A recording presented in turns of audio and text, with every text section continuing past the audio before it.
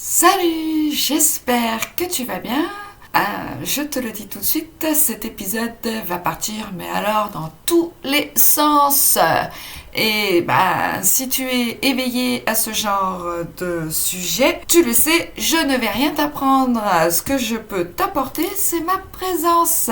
Parce que sur cette chaîne, pour le moment, nous voyons simplement des bases. Par contre, si tu n'es pas du tout à la page sur ce sujet, cet épisode est fait pour toi.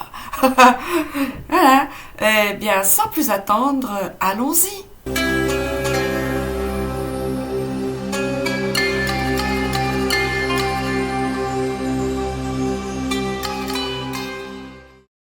Les datations de la civilisation égyptienne, comme nous le savons tous, varient selon les sources.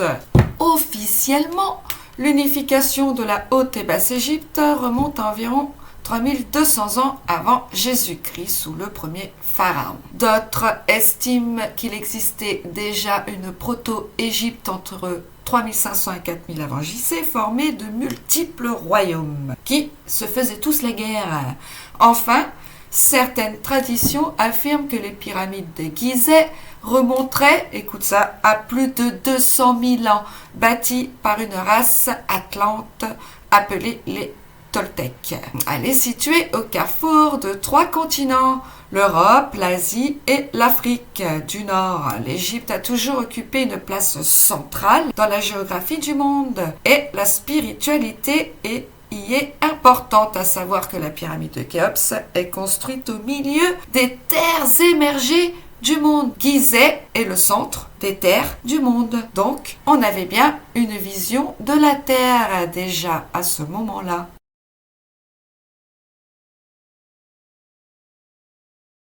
Le soleil, source de toute vie, vénéré à travers Ra et Horus notamment. Et le Nil, avec une symbolique double, eau et feu, avec le désert, reliant donc verdure à la fertilité et désert à la stérilité. Cette dualité, on la retrouve de partout en Égypte. Osiris 7, nord, sud, terre, ciel. Elle exprime la complémentarité des forces créatrices et destructrices de notre univers.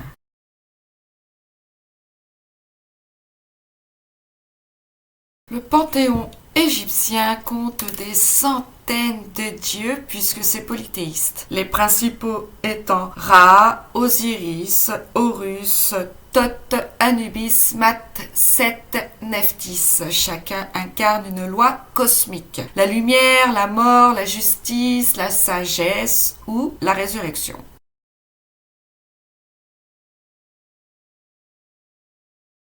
Osiris, roi d'Égypte, est tué par son frère Seth, jaloux et avide de pouvoir. Seth enferme Osiris dans un sarcophage et le jette dans le Nil. Son épouse Isis retrouve le corps, mais Seth va le découper en 14 morceaux qu'il va disperser dans tout le pays. Isis en récupérera 13, reconstitue le corps et demande à Anubis de l'embaumer. Osiris deviendra la première momie et le dieu des morts. De leur union naîtra Horus, qui terrassera Seth pour venger son père. Cette histoire n'est pas qu'un mythe. Elle illustre la résurrection initiatique, la victoire de la conscience sur la matière et la présence nécessaire du mal aussi pour l'équilibre cosmique. Tel est notre univers. Et comme le dit notre histoire, Michael terrasse le dragon, mais ne le tue pas.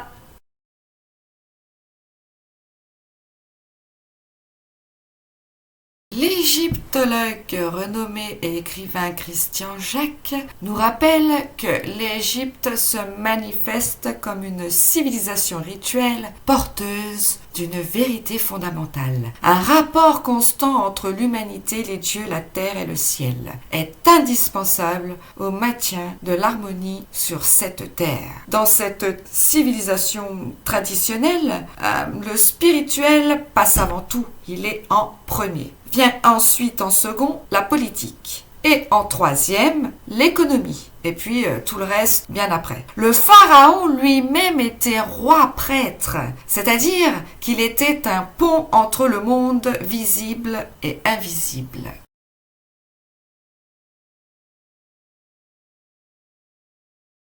Donc on disait qu'on recensait une centaine de pyramides, mais leur construction reste un mystère. Les hypothèses classiques avec les plans inclinés, les rampes, les palans et les milliers d'ouvriers ou d'esclaves posent d'énormes problèmes techniques. Comment hisser des blocs de plusieurs tonnes à plus de 100 mètres de haut? Pourquoi trouve-t-on aucun hiéroglyphe dans la grande pyramide? Et comment expliquer une telle précision mathématique? C'est ce que nous allons essayer de comprendre.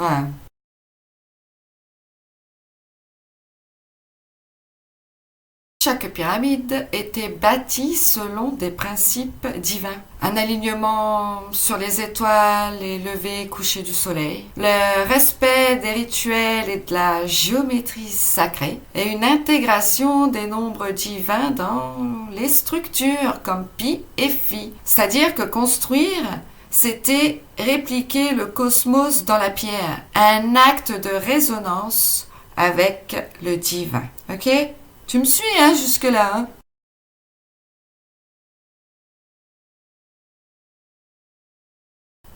Les trois pyramides principales reproduisent parfaitement la ceinture d'Orion. Leurs proportions, distance et orientation correspondent aux trois étoiles du baudrier. En égyptien, Orion se traduit par Osiris. Tiens, un hasard.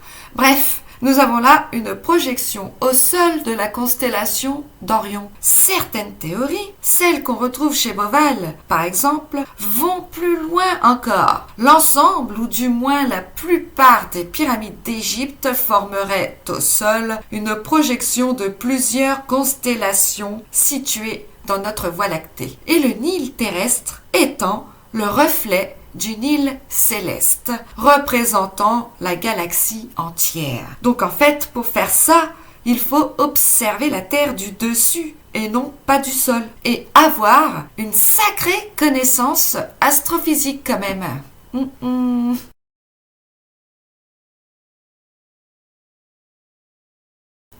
Alors là, accroche-toi bien, essaye de suivre, car nous allons voir quelques calculs les plus simples, parce que ceux-là, je les ai compris, des calculs classiques.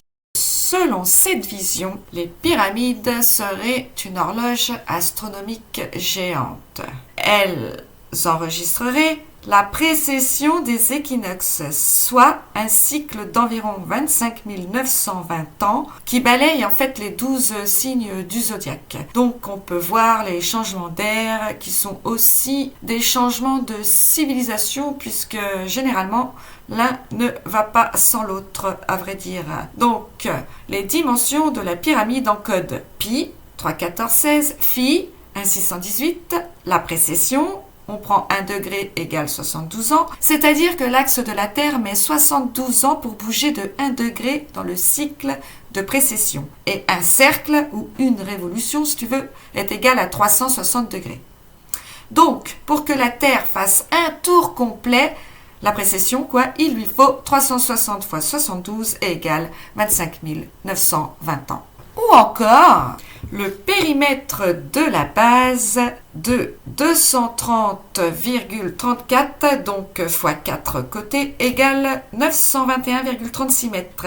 C'est là à la circonférence de la Terre. La hauteur d'origine de 146,6 mètres, c'est égal au rayon terrestre. Le ratio 1 sur 43 200 utilisé comme clé d'échelle, c'est-à-dire que ce ratio représente la grande pyramide en fait à la réduction à l'échelle de la Terre, soit 43 200. Donc, sa hauteur, 146,6 fois 43 200, nous donne 6 337 000 mètres et c'est le rayon de la Terre, 6 371 km. Et avec le périmètre de 230,34 x 4 égale 921,36 mètres, donc 921,36 fois 43 200 est égal à 39 806 000 mètres. Et c'est la circonférence terrestre polaire qui est de 40 008 km. À quelque chose près, mais c'est quand même une précision de dingue. Voyons voir du côté du 432. 432 000 ans, c'est le Kali Yuga du calendrier hindou. 432 000 fois 2 nous donne 864 000, c'est le Dvarpara. Reprenons le 432 000 fois 3. Cela nous donne 1 296 000 et c'est le Treta. Maintenant, multiplions le 432 000 par 4. Cela nous donne 1 728 000 et c'est le Satya. Ça, c'était juste entre parenthèses. On retrouve le 432 Hz dans la musique aussi. On le retrouve dans le rayon du soleil. 432 000 miles. Bref, le 432 n'est pas un hasard. C'est une base de construction cosmologique que les anciens connaissaient très bien. Donc, pour passer de l'échelle de la pyramide à la Terre, nous allons faire ce calcul. 432 fois 100 est égal à 43 200. Et donc, 432 fois 60, cela nous donne 25 920. Waouh! Quel hasard de ouf, quand même! Ok? On continue. Alors, sa hauteur de la pyramide de 146,6 mètres donnerait la distance Terre-Soleil. C'est-à-dire que si on prend le ratio 1 divisé par 1 milliard, alors si tu multiplies la hauteur en fait par 1 milliard, tu obtiens 146,6 fois 1 milliard. Donc cela nous donne 146 millions de kilomètres. Or, la distance Terre-Soleil est de 59 600 000 kilomètres. Pouf! Encore un joli hasard. Bon, maintenant, si on prend le rayon de la Lune, qui est égal à 1737 km, et le rayon de la Terre, qui est égal à 6371 km, si on prend le ratio 6371 sur 1737, on obtient 3,67. Et la diagonale de base d'une pyramide à pente sacrée donne un ratio de 3,67. Donc, la pyramide encode le rapport Terre-Lune. Pouh, quel beau hasard encore que là! Franchement, beaucoup de hasard, non? Tu trouves pas? Trop de hasard déjà là pour ne pas y voir une intention cosmique, non?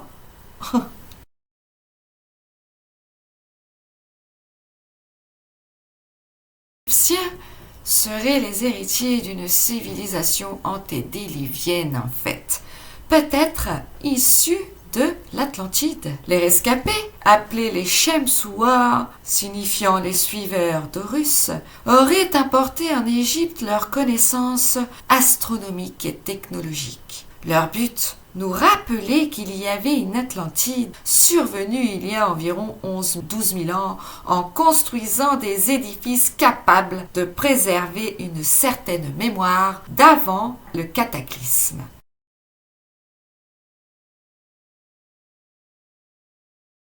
Le Sphinx, orienté vers le soleil levant, pointe vers la constellation du Lion, dont il porte la forme. Or, Sirius, l'étoile d'Isis, s'y associe directement. Ainsi, le Sphinx, les pyramides et Orion composent ensemble une horloge cosmique inscrite dans le sol, rappelant le moment du dernier cataclysme planétaire, et peut-être même celui du prochain. Le tout agirait comme un calendrier céleste prévisionnel. C'est pas un truc de malade ça quand même?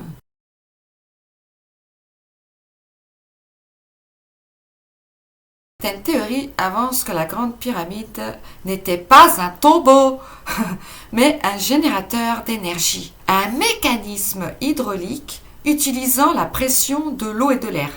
En gros, on remplit d'eau la chambre du roi, on ouvre des côtés, l'eau descend dans la grande galerie pour s'écouler vers le Nil et la pression de l'eau qui pousse l'air peut faire bouger un mur ou une pierre. Un mécanisme en fait pour rentrer dans une pièce. Ou un système électromagnétique comparable au principe de Tesla, c'est-à-dire de l'électricité sans fil qui demande l'utilisation du magnétisme, de la résonance et d'un troisième truc, l'énergie du vide ou du champ, pour capter l'énergie ambiante. Ou encore un résonateur exploitant les ley lines, les lignes telluriques et les rayons cosmiques, c'est-à-dire un système qui capte les rayons cosmiques, car la pyramide en fait est construite sur une immense faille, une des plus grandes de la Terre d'ailleurs, qui passe en Égypte comme dit par hasard.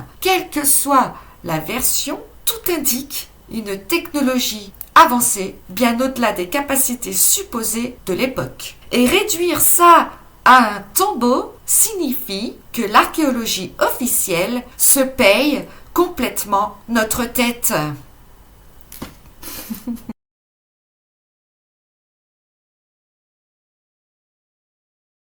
Les Égyptiens maîtrisaient des unités de mesure d'une précision étonnante. La coudée royale, et on se rappelle, de 52,36 cm, la connaissance du mètre, du pouce et des constantes pi, 3,14, qui permet de calculer la surface d'un cercle, et le nombre d'or phi, 1,618. Quand on multiplie certains nombres ou qu'on les divise ou qu'on prend des racines carrées, entre autres, si tu veux, on tombe très très souvent sur ce nombre d'or. Et ces nombres clés régissent les lois de l'harmonie, du cercle vertueux, de la spirale et de la vie. Leur présence dans la pyramide ne peut être fortuite, n'est-ce pas? T'es bien d'accord avec ça, j'espère?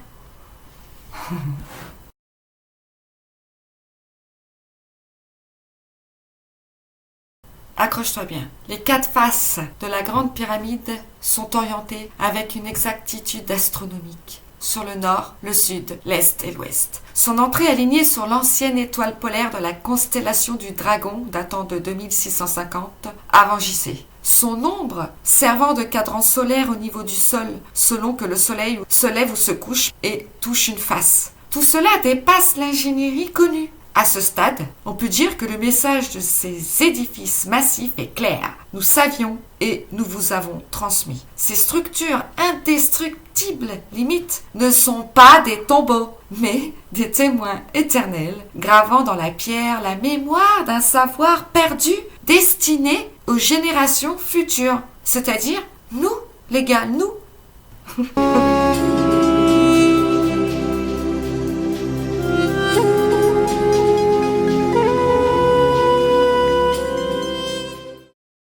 Le plan de la Grande Pyramide serait issu d'une révélation divine ou initiatique transmise par des figures comme Enoch ou Melchisédek ou encore leurs descendants. Dans certaines traditions, Sisistros, petit-fils d'Enoch, aurait apporté ce plan en Égypte, mais d'autres l'identifient à Nemrod, le bâtisseur de la tour de Babel, comme l'architecte de la pyramide.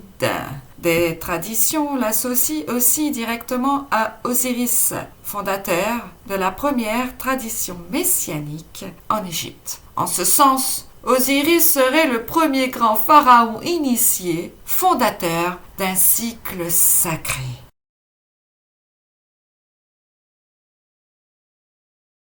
L'abbé O'Donnelly affirmait avoir trouvé la clé de la langue primitive universelle. Écoute bien parce que c'est hyper intéressant. Une langue initiatique d'avant Babel. Cette clé, appliquée au livre de la Genèse, révélait 3 niveaux de lecture simultanés. Le sens propre ou littéral, le sens figuré ou symbolique et le sens hiéroglyphique ou sacré. Ce triple sens était déjà utilisé par Moïse, initié au sacerdoce égyptien. Il écrivait selon une méthode sacrée où chaque mot portait plusieurs niveaux de signification. Les prêtres égyptiens employaient ce procédé. 3 façons d'exprimer la pensée: claire, symbolique, divine. Non pas 3 langues, mais une seule parole vivant en 3 résonances. Cette idée se relie à la langue universelle gravée sur les hiéroglyphes de l'obélisque de Luxor, considérés comme des vestiges de cette écriture d'avant Babel. L'écriture hiéroglyphique serait donc une langue spirituelle universelle, antérieure aux divisions humaines, sachant qu'encore avant, il y eut la langue hébraïque tout aussi vibratoire, si ce n'est plus, puisque chaque lettre carrément donne quelque chose.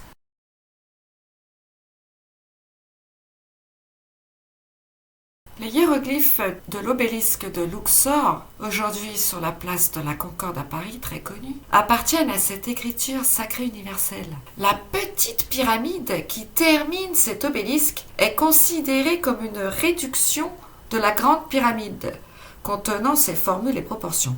Les 2 monuments, la pyramide et l'obélisque, sont liés dans leur géométrie et dans la chronologie prophétique, que l'on va voir ensuite.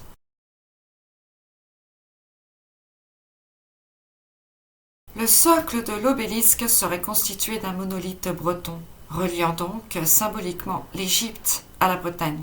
Les menhirs de Karnak sont décrits comme les obélisques primitifs, des pierres levées antérieures à la pyramide elle-même. Ces pierres auraient une spiritualité première, évoquée d'ailleurs dans l'Exode. Tu élèveras un autel au Seigneur ton Dieu avec des rochers informes et non polis. Autrement dit, une pureté originelle sans artifice. De la Bretagne à l'Égypte, Karnak avec un C et Karnak avec un K, 2 noms qui résonnent avec la même tradition mégalithique. Et ça n'est pas rien.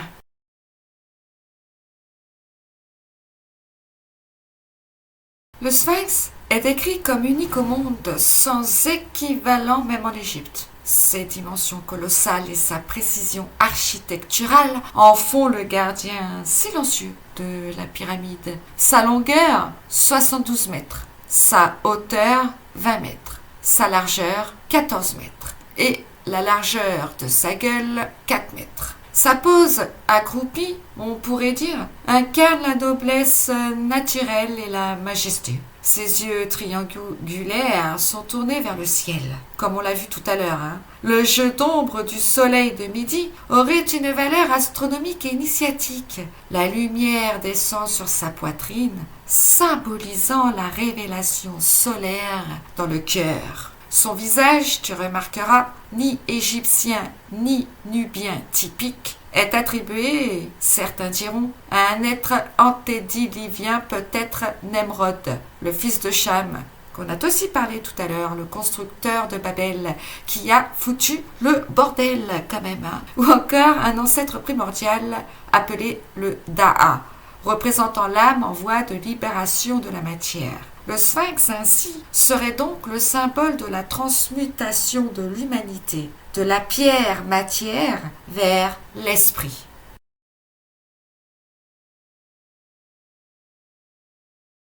Ce que je veux dire ici, en fait, c'est que la pyramide, l'obélisque et le sphinx forment un triptyque initiatique universel. La pyramide représente dans ce cas la structure de la connaissance divine et les cycles de l'humanité. L'obélisque est la flamme dressée, le rayon solaire qui relie la terre au ciel, et le sphinx est le gardien de la porte, symbole du mystère de l'homme entre l'animal et le divin. Ensemble, ces 3, ils peuvent représenter le drame cosmique de la chute, de la lutte aussi, et de la résurrection.